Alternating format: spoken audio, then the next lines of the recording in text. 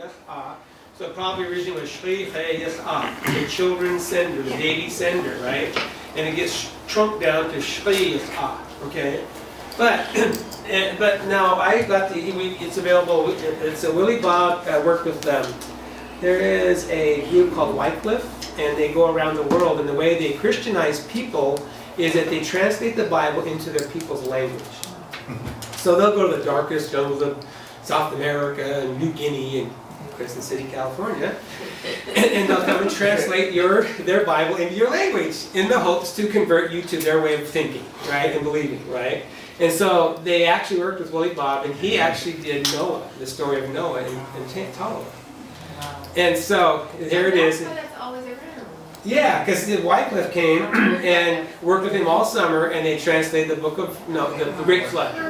You know, and it's really cute. They have pounding hammers in the back wings, putting the ark together, and they have people laughing and talking, and saws are cutting or whatever, you know, in the background as it's being said. And so to get us to be Christians this way, but in there he used the verb form about the one who sent us. So I don't know who's sending us now. So it's not Shreya's, it's just the one who sent us is upset with us because he's going to make a flood, see, and destroy everything, right? So how he said that, which is really nice, was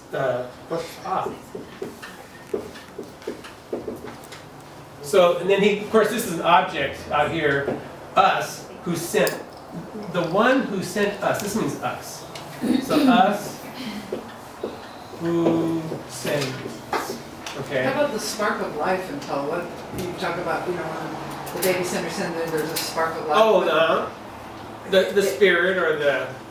What is it? No, what is it? Well, Shreya, the heart. Yeah. Shreya. You're talking about that. Yeah. The spark of life. Yeah, Shreya. Yeah, the baby sender and the babies live in the pool of life, right? And then they come and get in the body. Yeah. So they're Shreya, their heart, or spirit. Yeah. But you can see how this was used to passivize this transitive verb, yes, to hush. Somebody is sending it. We don't know who's getting it. So it's the creator, I guess. You know what I'm saying? A killer whale, I asked Bernice how to say that, and she says, Te la huashtrint. So instead of yashtrint, which is killing it, it was huashtrint, the one who kills. So Te la huashtrint, the one who does the killing. See, it's a passive voice.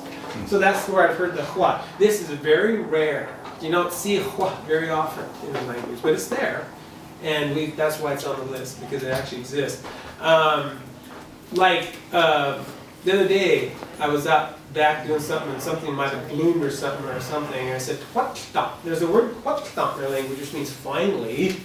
Like, dang it, finally, what stop? Well, dump means already. So, what dump? So if you pick it all apart, and then later I looked at something, and I said to myself, what stop? It already finally did it.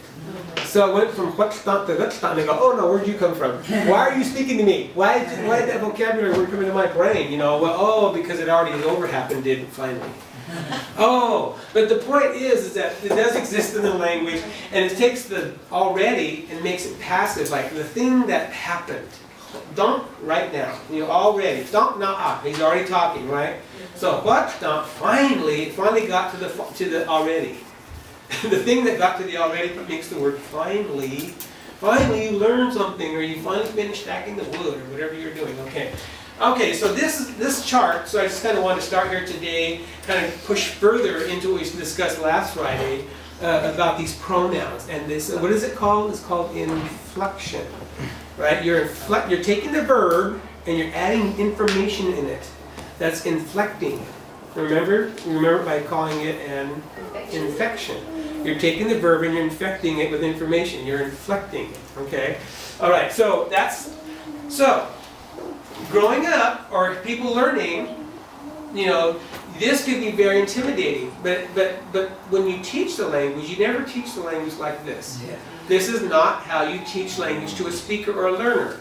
This is for your mind to know these things exist in the language. That's what this is. This is why this is a grammar class. This is not, teaching Dee-ni 101 as how you give instruction. You never start the day out saying, we're going to talk about sha today. It means I.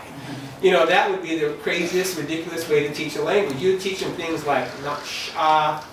You talk to them like na sha, and sha. Like you learn. Yeah, just how you hear it, and then eventually you might go chong ya. You know, say na da, not on purpose, but I'm just pointing up to us right now. And then they're going to hear che sha chong ya. Oh, na shta nong da. And then their ear, and then eventually they will begin to see that that means two different things, right? That's how you teach language. Like you guys do the language class for the kids. Yeah, exactly. Yeah. Now later you can, now if a kid goes, This would apply, Man, yeah. Lashni, how come I always hear nashta and chaya? Why are they different? You know, whatever. And then you can say, well, she, you know, and then you start out that way. But the point of this is to kind of give you just this big upfront canvas of these are the pronouns. And one thing I want to, you know, is not have you break down the tiers for me today, but is that see, there's three more columns. No. I know we're not talking about those today. No, but so just so you know what those are, is that these are what the pronouns look like in the past tense. Okay. Now see, the present tense is very nice. It's sha, la, zero, eat, ite, like, cook, say, we, ya, nga. Right. Okay, there they are. Now in the past tense, that's what they look like. And we will talk about those on another day. But just know that these are the past tense forms of language. And again, a chart's job is just to pull the data out and slam it onto a chart. What does past tense mean? Past tense means it already happened, right? It's over with. Right. Well, do you remember one day, one of the days I talked about there are three past tenses in Dee-ni, one's an S and one's a GH and one's an N.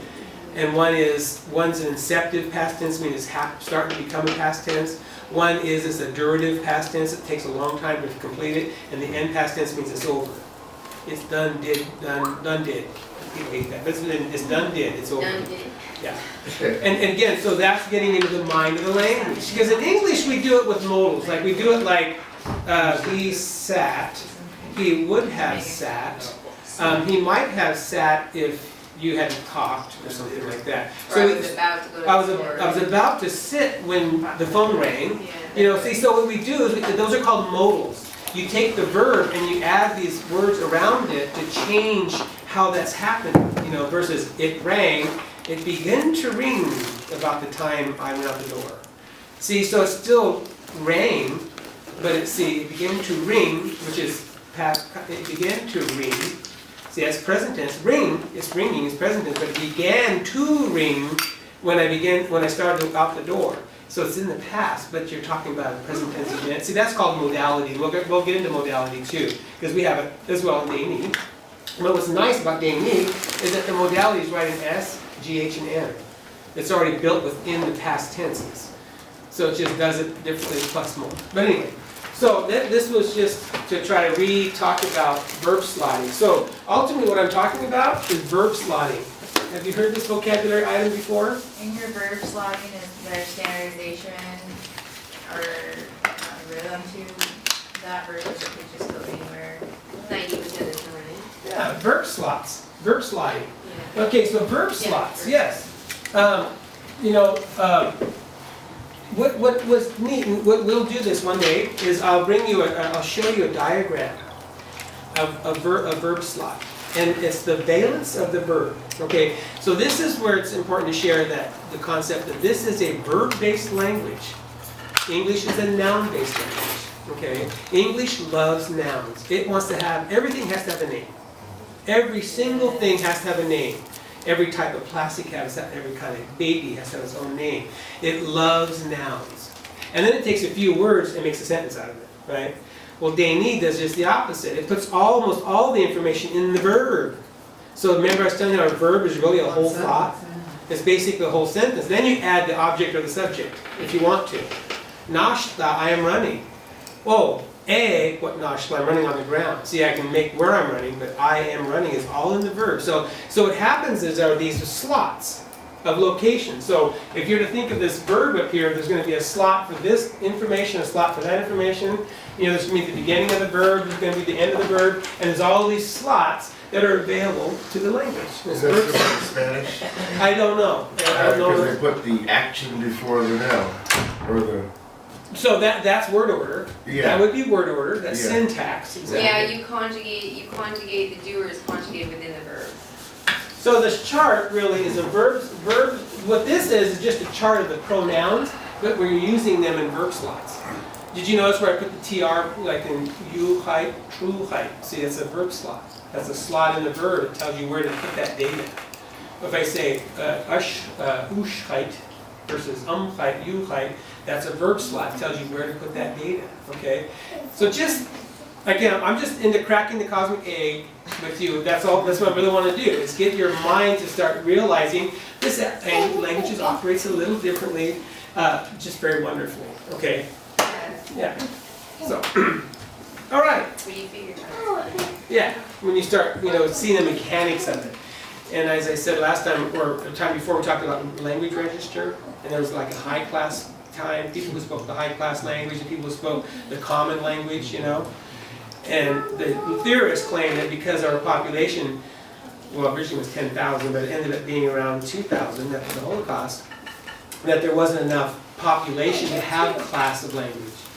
And of course, we all chuckled and thought that was ridiculous, because there's always been the Chashayudu, the upper class people who run the government, right, and own all the dentalia shells. And they spoke a different register than maybe somebody who, lived down the hill near the river or something. What did you call them?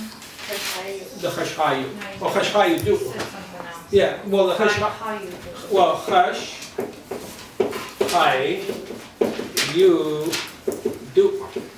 See, they belong to the But Chashhayu you didn't say class. the hush first, you can't, is that? Chashhayu Do. You didn't need to say it fast. Oh, Chashhayu Do. Yeah, Chashhayu Do. Yeah.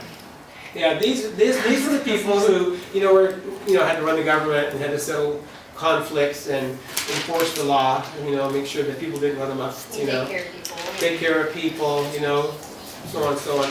And so they spoke a different register than me, who just lives down by the river and eats crabs, I don't know, crawdads, whatever, so it's just, Working for them. and you were working for that, yeah. I'm paying it off. Yeah, there's a very nice, jumping subject there, there's a very nice, how you do economic structures like pyramids? So here's like the Chashhayu right there, and then right underneath them are the Mi Chashhai.